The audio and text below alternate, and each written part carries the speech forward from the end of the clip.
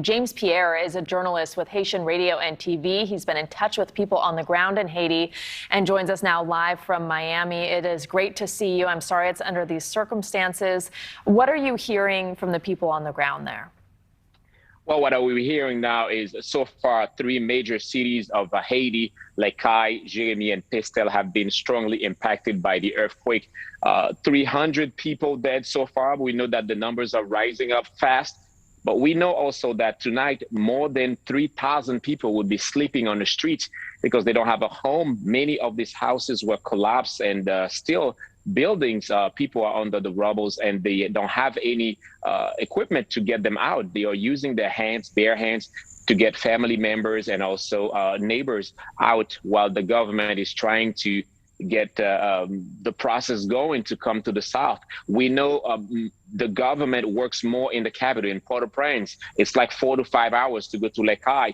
But the main problem now is many of the roads are controlled by gang members, and they are not willing to negotiate.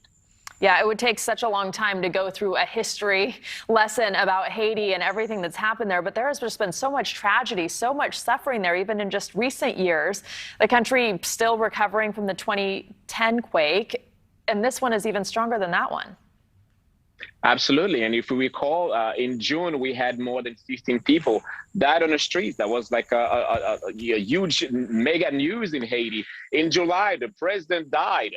In August, we have now another earthquake, 7.2, stronger than the one in 2010, 7.0. And the worst part of it is the southern side of Haiti. It's not even the capital. This is the part where they don't have much of the support from the government. This is the part where the countryside of Haiti, where they are being neglected. That's why many of the hospitals in the three major cities are now overwhelmed. They don't have the capacity to serve all these people.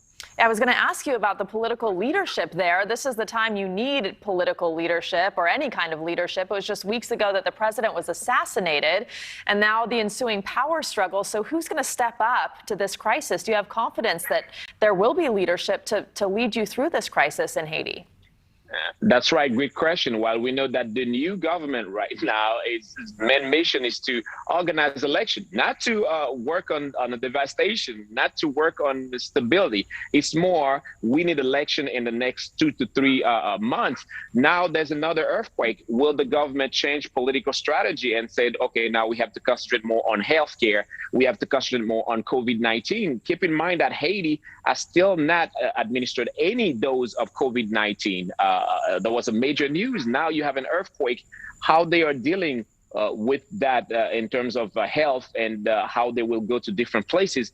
And the government that we know for sure, they don't have the money, they don't have the tools to take care of all these people in 3 major cities now impacted by the earthquake. Yeah, it's just unbelievable. And you think about the people who survived are going to be there's not going to be any social distancing as they try to seek any kind of shelter they can.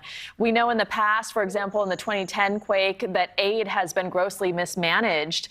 Now, as the world responds and steps up and sends money to Haiti, do you have confidence that it will get to the people? Well, the prime minister go ahead early to say to the people that this time we wanted everything to be coordinated by the government, not desperate or isolate movement coming in and say we want to help, but the government want to have a total control of what happened. Billions of dollars wasted during 2010 earthquake because the government had totally no control over who's doing what, at what time they are doing what, and they don't have to report to the Haitian government. Now the prime minister want to lead. We'll see how far this is going to go. And then finally, there is severe weather churning in the Caribbean right now. I can't even fathom how that's going to affect the search and rescue effort. And that is another major enemy. If not a political turmoil, this is a disaster. This is the nature questioning the existence of Haiti. Now, how they're dealing with it is another major question. While we know this is a very vulnerable country without proper government, without proper shelters for many of thousands of the people now on the streets of Haiti, we can only imagine that things going to be worse before they get better.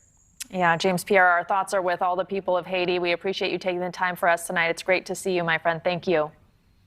Thank you.